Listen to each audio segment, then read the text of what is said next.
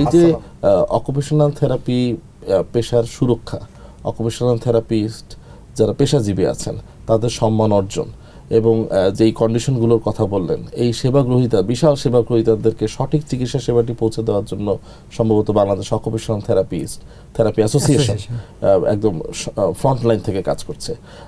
আপনার কাছে জানতে চাইব, আপনি দীর্ঘদিন যাবৎ বাংলাদেশ অকুপেশনাল থেরাপি অ্যাসোসিয়েশনের সাথে জড়িত, বিশ্ব অকুপেশনাল থেরাপি দিবস এবং আপনাদের অ্যাসোসিয়েশনের কর্মকাণ্ড নিয়ে যদি আমাদেরকে একটু সংক্ষেপে বলতেন। ধন্যবাদ।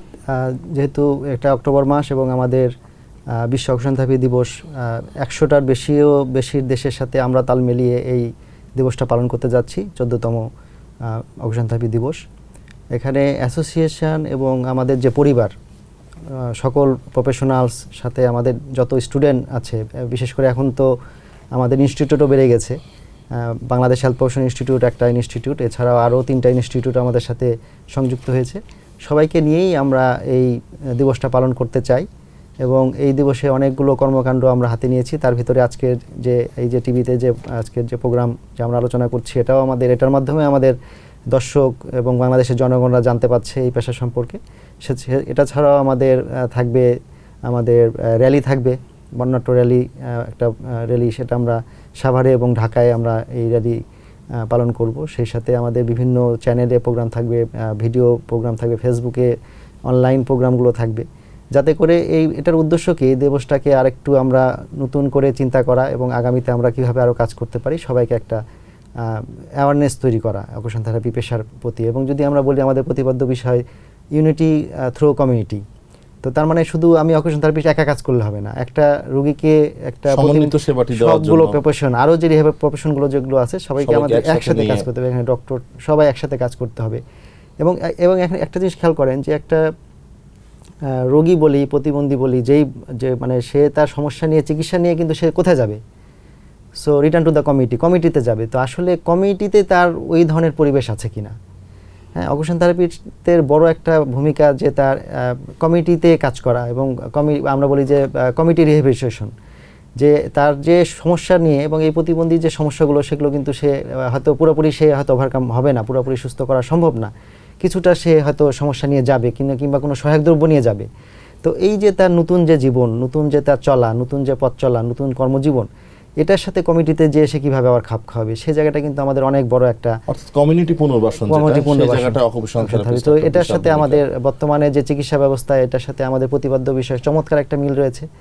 তো এবার আমরা এটাও মানে করব যে কিভাবে কমিটিতে এই পুনর্বাসন সেবাগুলো চালু করা যায়, কিভাবে তারা কমিটিতে একজন নাগরিকের যে সে দায়িত্বগুলো, তার যে বেসিক যে চাহিদাগুলো, সেগুলো যাতে সে পালন করতে পারে, সেটা নিয়ে আমরা কাজ করার একটা পরিকল্পনা করছি।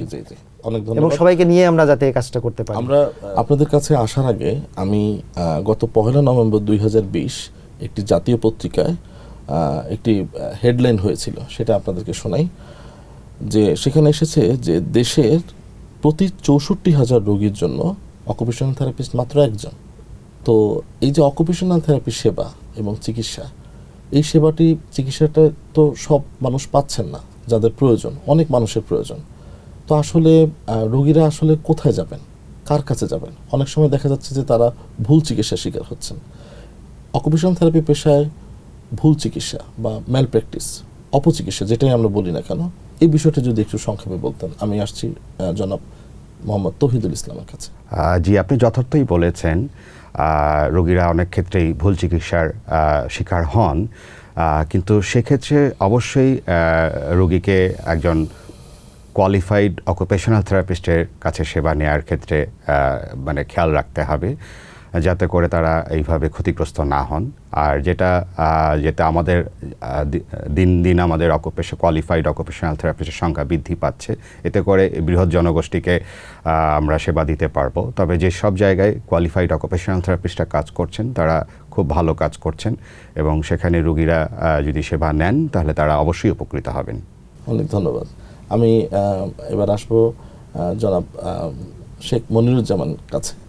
যে আমাদের বাংলাদেশ রিহ্যাবিলিটেশন কাউন্সিল আইনের মাধ্যমে অকুপেশনাল থেরাপিস্ট কে হবেন এবং অকুপেশনাল থেরাপিস্টের প্র্যাকটিসের বাউন্ডারি, এই জায়গাটাতেও কিন্তু আসলে কাউন্সিল সক্রিয় ভূমিকা পালন করছে। সো অকুপেশনাল থেরাপি নিঃসন্দেহে একটি সম্ভাবনাময় পেশা, এবং আপনাদের আজকের আলোচনায় দর্শকরাও জেনে উপকৃত হলো যে অকুপেশনাল থেরাপি পেশার এত বৈচিত্র্যতা। তো অকুপেশনাল থেরাপি পেশায় যদি কেউ আসতে হয়, মানে সেই ক্ষেত্রে আসলে আপনার দিক নির্দেশনাটা কি থাকবে? মানে উচ্চ মাধ্যমিক বা মাধ্যমিকে কি যোগ্যতা থাকলে তারা অকুপেশনাল থেরাপি পেশায় পড়াশোনা করতে পারবে? এটা যেহেতু আমি প্রথমে বলেছি আমরা আলোচনায় যে এটা ঢাকা ইউনিভার্সিটির মেডিসিন ফ্যাকাল্টির আন্ডারে এই কোর্সটি চালিত হচ্ছে। তো এটা কারিকুলামেই বলে দেওয়া আছে যে ম্যাট্রিক এবং ইন্টারমিডিয়েটে যদি দুইটা মিলাই যদি 7.5 থাকে, বাট কিন্তু এখন আমরা দেখছি যে আমাদের শিক্ষার মান অনেক, মানে আমাদের ছাত্রছাত্রীরা অনেক ভালো করতেছে। তো গত 2 ব্যাচে আমরা সার্কুলারে বলে দিয়েছি যে দুইটা মিলায় 8 ন্যূনতম 8 থাকতে হবে, যেহেতু আমাদের ওই সংখ্যাটা বেড়ে গেছে। আলাদা কত থাকতে হবে? আলাদা 3.5 এর নিচে থাকা যাবে না। আচ্ছা, এটা একটা। আরেকটা যেটা হলো যে বায়োলজি ম্যান্ডেটরি। হ্যাঁ, তো এবং এখানে একটা জিনিস আমি বলতে চাই যে এই যে অকুপেশন থেরাপি যে কারিকুলাম একটা হলো যে আমাদের ঢাকা ইউনিভার্সিটির আন্ডারে, বাট এই যে কারিকুলামটা কিন্তু আমরা বলি WFOT, world federation of occupation therapy, সেখান থেকে এটা অ্যাক্রিডিটেশন নেওয়া।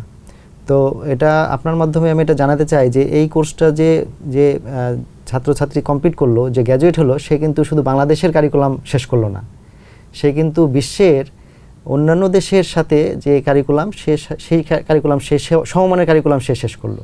তার মানে এখান থেকে পাশ করে সে বিশ্বের যে কোনো দেশে এই পেশায় কাজ করার যোগ্যতা সেটা অসংখ্য উদাহরণ কিন্তু এই পেশায় তৈরি হয়ে গেছে। আপনারা দেখবেন যে ইতিমধ্যে আমাদের সার্কুলার হচ্ছে, কাতারে সার্কুলার হচ্ছে। আমরা জানি যে গ্লোবাল যে মেডিকেল রিক্রুটমেন্ট, সেখানে কিন্তু বাংলাদেশি অকুপেশন থেরাপি চাই বলেই সার্কুলারটা হয়েছে যে বাংলাদেশি অকুপেশন থেরাপিস্ট অ্যাপ্লাই মানে প্রয়োজন। তারপরে আমাদের বর্তমানে অনেক বহু সংখ্যক থেরাপিস্ট আপনাদের ইউকেতে সরাসরি যে একদম এখান থেকে আপনার রেজিস্ট্রেশন নিয়ে জব নিয়ে চলে যাচ্ছে। এবং দেশেও তো প্রচুর বিশেষ স্কুল, বিশেষায়িত হাসপাতাল, এনজিও, গবেষণা ফার্ম, সকল ক্ষেত্রে অকুপেশনাল থেরাপিস্টের বিচরণ। তো এখন মানে আমাদের যে ওই যেটা আপনারা বললেন যে কিছুক্ষণ আগে যে বলতেছিলেন যে 64,000-এর জন্য একজন অকুপেশন থেরাপিস্ট, তো সে জায়গায় আমাদের মাত্র 408 জন অকুপেশন থেরাপিস্ট। কিন্তু আবার এই পেশা থেকেই দেশে যেহেতু সম্ভাবনা মানে পজিশনগুলো নাই, বিশেষ করে যেটা আমরা বলবো যে গভর্নমেন্ট যে পোস্ট, হ্যাঁ, তো এখানে আমি বলবো যে এখানে আমাদেরকে রিহ্যাবিলিটেশন কাউন্সিল অ্যাক্ট আমাদের হয়েছে, সেটা 2018-তে। এবার এখন আমরা 23, মানে 5 বছর আমরা অতিক্রম করে ফেলেছি। তো এই জায়গায় আরও কাজ করার সুযোগ রয়েছে, যাতে করে আমাদের এই মেধা সম্পন্ন যে আমাদের গ্র্যাজুয়েট যে থেরাপিস্ট, একটা থেরাপিস্ট তৈরি করতে আমাদের 5 বছর সময় লেগে যাচ্ছে। তো তাদের জন্য যথাযথ পদমর্যাদা এবং যাদের চাকরি না থাকায় তারা কিন্তু আমাদের দেশ ছেড়ে চলে যাচ্ছে। ফলে আমরা আসলে এই মেধাবী পুনর্বাসন পেশাজীবীদেরকে আসলে হারাচ্ছি। তাদের হয়তো ক্যারিয়ারটা সম্ভাবনাময় ছিল, কিন্তু সেই পরিমাণ সুযোগ তৈরি না হওয়াতে আসলে তারা দেশ ত্যাগ করছে। আমরা অনুষ্ঠানের একেবারে শেষ পর্যায়ে চলে এসেছি। আপনাদের দুইজনের কাছ থেকে আমি এক লাইনে আমাদের দর্শকদের উদ্দেশ্যে অকুপেশনাল থেরাপি দিবস উপলক্ষে এবং এই পেশার ব্যাপারে যদি কোনো মেসেজ থাকে আপনারা দিতে পারেন। যেহেতু অকুপেশনাল থেরাপি একটা সম্ভাবনাময় পেশা, সেই ক্ষেত্রে আমরা চাই যে এই সম্ভাবনা আরও উত্তরোত্তর বৃদ্ধি পাক। একই সাথে যারা অকুপেশনাল থেরাপি সেবা গ্রহণ করছেন তারা যেন প্রকৃত অকুপেশনাল থেরাপি সেবাটা পান, এটা যেন নিশ্চিত হয়, সেই বিষয়ে আমাদের আশাবাদ থাকবে। অসংখ্য ধন্যবাদ আপনাদের মাধ্যমে আমি দর্শকদেরকে অকুপেশনাল থেরাপি দিবসের শুভেচ্ছা জানাচ্ছি।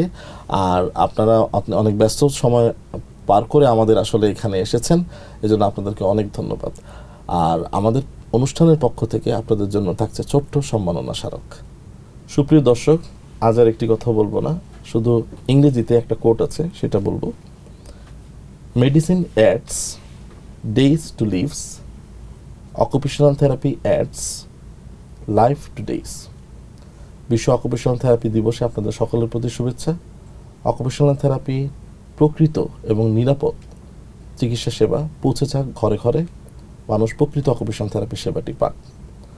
আপনারা দেখছিলেন ভিশন ফিজিওথেরাপি নিবেদিত আপনার স্বাস্থ্য আপনার পুনর্বাসন অনুষ্ঠান, powered by special care foundation, Olives physiotherapy centre, society of speech and language therapist, Mymensingh college of physiotherapy and health sciences এবং Rangpur pain, paralysis and general hospital. আপনারা সবাই সুস্থ থাকবেন, ভালো থাকবেন। আল্লাহ হাফেজ।